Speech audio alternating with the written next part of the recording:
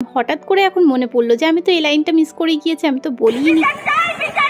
111 foot plus সেই দেখুন সবাই আসছে, সবার গ্রামের দিকে দৃষ্টিটা পড়বে। এই দেখো একেবারে গরম গরম খিচুড়ি ভিডিও শুরুতেই তোমাদের দেখিয়ে দিলাম। খিচুড়িটা হয়ে গেছে, ফোড়ন দেওয়াও হয়ে গেছে, একটু নেড়ে চেড়ে নামিয়ে নিচ্ছি। আর এই দিকে দেখো একেবারে টক বকিয়ে ফুটছে। কি বলো তো, এটা আলুর দম। আলুর দমটা একটু অন্যরকমভাবে করেছি, মানে একদম আদা জিরে বাটা দিয়ে কষে ঠষে নিয়ে তারপরে একটুখানি পোস্ত বাটাও দিয়েছি। দেখো একদম দোকানের মতো লোভনীয় দেখতে হয়েছে।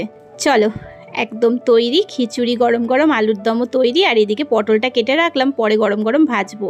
এবারে দেখো আমি স্নান করে চলে এসেছি, আর একেবারে একটা শাড়ি পরে সাজগুজুও করে নিয়েছি। বাড়ির পুজো বলে কথা, একটু সাজুগুজু করতে হবে না, কি বলো তোমরা? ভিডিও তুলবো, ফটো তুলবো, সাজুগুজু করেছি তাই জন্যই মজা করলাম। চলে আসলাম পুজোর এখানে। আর পুজোর এখানে এসে দেখলাম যে সমস্ত কিছু জোগাড় একেবারে সম্পূর্ণ। দিদিভাই একা হাতে পুরোটাই গুছিয়ে নিয়েছে, আমার আলাদা করে কোনো কাজ নেই। আমি শুধু একটু ঠাকুরের জন্য মালা গেঁথেছিলাম, তার মধ্যে একটা মালা এনে এই যে রাধা গোবিন্দকে পরিয়ে দিলাম। তারপর দেখো ঠাকুরমশাই চলে এসেছেন আর পুজোয় উনি বসে পড়েছেন। তো সবার আগে ঘট স্থাপন করা হলো। আর একটা কাণ্ড বোঝো, আমি তোমাদের ব্লগটা স্টার্ট করার পর থেকেই বলে যাচ্ছি যে আমাদের বাড়িতে পুজো রয়েছে, কিন্তু আমাদের বাড়িতে কোন ঠাকুরের পুজো সেটা তোমাদের বলাই হয়নি। আসলে কি বলো তো, এটা যে আলাদা করে বলতে হবে, এই লাইনটা যে বলবো, এটা মাথাতেই আসেনি। এখন এডিট করছি, ভয়েস ওভার দিচ্ছি, তো বলবো যে সেটা ভুলেই গিয়েছিলাম। হঠাৎ করে এখন মনে পড়লো যে আমি তো এই লাইনটা মিস করে গিয়েছি, আমি তো বলিনি কোন ঠাকুরের পুজো। তো ইতিমধ্যে হয়তো বা তোমরা বুঝে গিয়েছো কোন ঠাকুরের পুজো, তো আমি আরও একবার বলে দিচ্ছি। আজকে আমাদের বাড়িতে মা মনসা দেবীর পুজো। তো সেই পুজোটাই এখন হচ্ছে, আর আমরা সবাই এখানে রয়েছি। যেমন এই যে অনিদি, তারপরে এই যে মেজদি ভাই, বড়দি, তারপরে এই যে দিদি ভাই, ডোডোবাবু, মা, মিনা পিসি সবাই রয়েছে। ওইদিকে বাবা দাদা রয়েছে, কর্তামশাইও রয়েছে। তো পুজো এখন চলছে, ঠাকুরমশাই পুজো করছেন।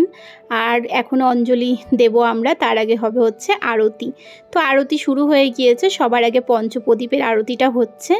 তো পঞ্চপ্রদীপের আরতিটা সম্পূর্ণ হলে তারপরে এই যে কর্পূরের দানির আরতি যেটা হয় আর কি, তো সেইটা হচ্ছে। তারপরে এই যে ধূপকাঠির আরতি হচ্ছে আর কি। তো এই সময়টা আমি ছিলাম না, আমি ওপরে প্রদীপ দেখাতে গিয়েছিলাম। তো এই ভিডিওটা কিন্তু আমাদের ডোডোবাবু করেছে, ঠিক আছে। আর তারপর এই যে ঠাকুরমশাই ওর সাথে একটু মশকরা করছিল, দক্ষিণা থালাটা ওর ওপর হাতে তুলে দিয়ে বলছে এবার সবার কাছ থেকে দক্ষিণা নিয়ে আসো, মজা হচ্ছিল আর কি।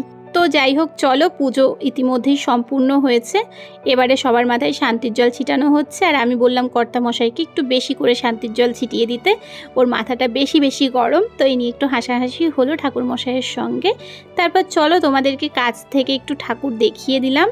পুজো তো হয়ে গিয়েছে, আর চলো এই যে মায়ের মুখটা আরও একবার দেখে নাও।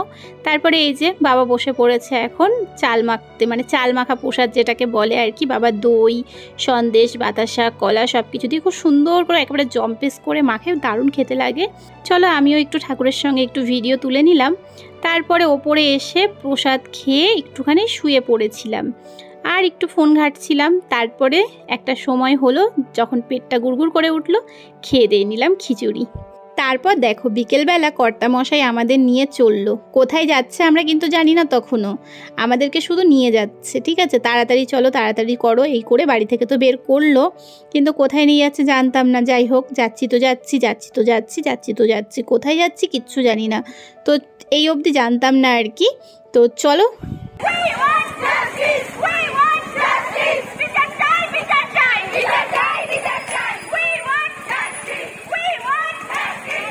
একজন নারী, একজন ডাক্তার, যার ওপরেই নৃশংস অত্যাচার হলো তার বিচার হবে না যতক্ষণ না অপরাধীরা শাস্তি পাচ্ছে। আমাদের প্রতিবাদ জারি আছে।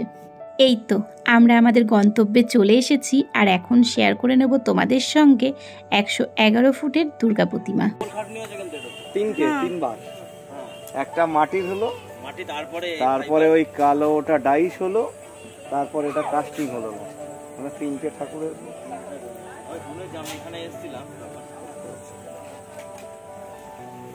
এই ঠাকুরটা পুজো হবে তাই তো? কত ফুট ঠাকুরটা? ঠাকুরটা টোটালি 111 ফুট প্লাস। 111 ফুট হলে রেকর্ড ব্রেক করছে প্লাস থাকে। আচ্ছা, তবে সেটিং করার পর হয়ে যাবে। এটা ওষুধ, এটার উপরে ওইটা দাঁড়াবে। আচ্ছা, আর এটার তো আর এখন কোনো কাজ নেই। এখানটা হচ্ছিল প্রথমে তৈরি, তাই না? এটা এখন ভাঙা আছে ওটা। হ্যাঁ, ওটারই সেম টু সেম কপি এটা তৈরি হয়েছে। ওটা ফাইবার, এটা পাটে পাটে জুড়বে। পাটে পাটে জুড়বে। পুজো বলা ভুল, মানে এটা নিয়ে, কারণ এইটা ধরেন এই এর উপর নির্ভর করছে। দেখেন এত লোকজন কাজ করছে, সবই আশেপাশের লোক। টোটাল কতগুলো লোক কাজ করেছে আপনাদের এখানে? এখানে প্রায় 30 থেকে 40 জন কাজ র্যান্ডাম করে যাচ্ছে 6 মাস ধরে। 6 মাস ধরে টানা। এবার ধরো আরো আসবে, এই স্ট্রাকচারের লোক আরো প্রায় 25-30 জন আসবে। এই গ্রামের লোকজন কি হচ্ছে, এই দেখুন সবাই আসছে। এটা একটা ইকোনমিও বলতে পারেন যে এত লোক আসছে, মানে ম্যাজিক অটোর ইয়ে হচ্ছে। তারপর ধরুন যদি এখানে মেলা হয়, তারও লোকের একটা এখানে একটা স্টল করলে মনে হয় আপনাদের ওখান থেকে অনেক লোক। আমরা দেখি এখন কতদূর কি করি, এটাই উপর নির্ভর করছে। এখন তো এটা তো ধরো সেফটি, এখন তো আমরা তো একটা ক্লাব ছিলাম, এখন এর সাথে আরো 20-25টা ক্লাব যুক্ত হয়েছে আমাদের আশেপাশে গ্রাম সবাই চাঁদা দিচ্ছে। আমার গ্রাম নয় শুধু, হ্যাঁ সবার আনন্দ না, মানে আমাদের এত বড় দুর্গা থেকে কেউই বঞ্চিত থাকবে না। আমরাও আস্তে আস্তে সবাইকে নিয়ে, এটা ধরো এখন বাংলা না ভারতের, পুরো ভারতের। আমাদের তো ধরো বড় দুর্গার খিদে অনেকদিন ধরে, আর এই 40 বিঘা জমি টোটালি ছেড়ে রেখেছে গ্রামের লোকজন শুধু পুজোটার জন্য। 40 ভাবা যায়, 40 বিঘা জায়গা আছে টোটালটাই।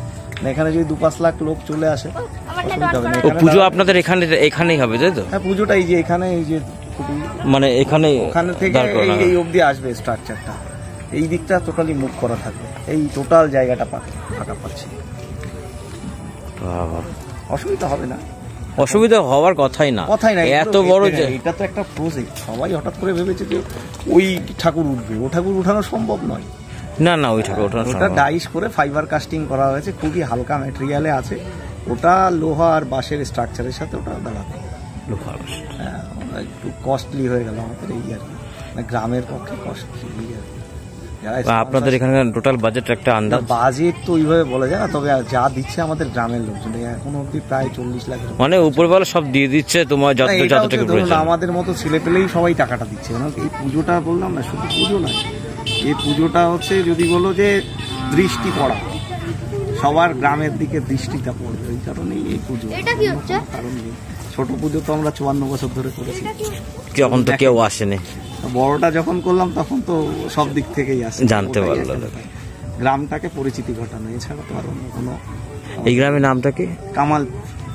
আমাদের যে ক্লাব মেন দায়িত্বে করছে সেটা হচ্ছে কামালপুর অভিযান সংঘ। আর আমি সুজয় বিশ্বাস। ধন্যবাদ দাদা।